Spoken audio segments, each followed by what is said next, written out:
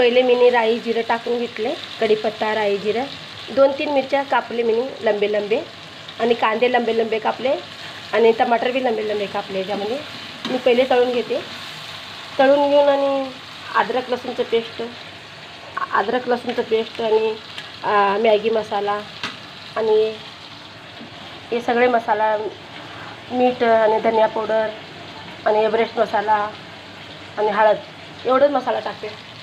जास्त मसाला टाकले ना आणि जळजळ होती, ते जळजळ होते ना, ॲसिडिटी होती कोणाकोणाला.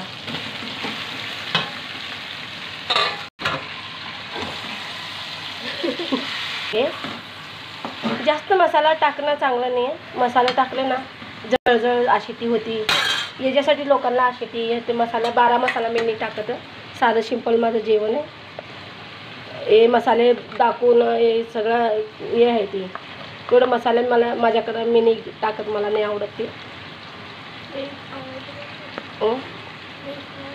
हे मीठ टाकले, मिरची पावडर टाकले, हे धनिया पावडर टाकले आणि हळद टाकले, आणि हे अद्रक लसूणचं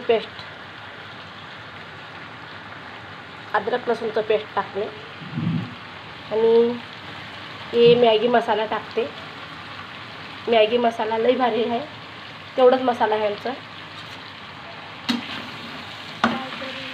फ्राय करते.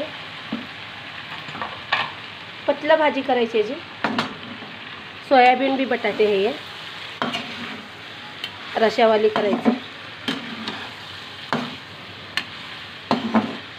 जास्त मसाला तुम्ही बी टाका नको, ॲसिडिटी होती, चांगलं नाही मसाला जास्त खाणं. हे भाजी झाली माझी, साधं भाजी आहे. बटाटे सगळं मसाला बिसाला टाकले मी.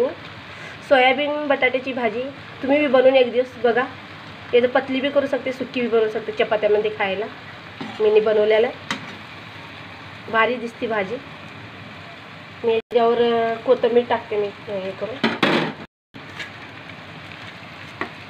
कोथिंबीर टाकले. जास्त मसाला नको टाका, आणि मसाला टाकलेलं भाजी चांगलं नाही. मसाला टाकणं एवढं मगा मी परतले मी सगळ्या भाजीची. हे मगा सुकी दाखवले ते, आता तुम्हाला हे पतलीवाली दाखवते रशावाली.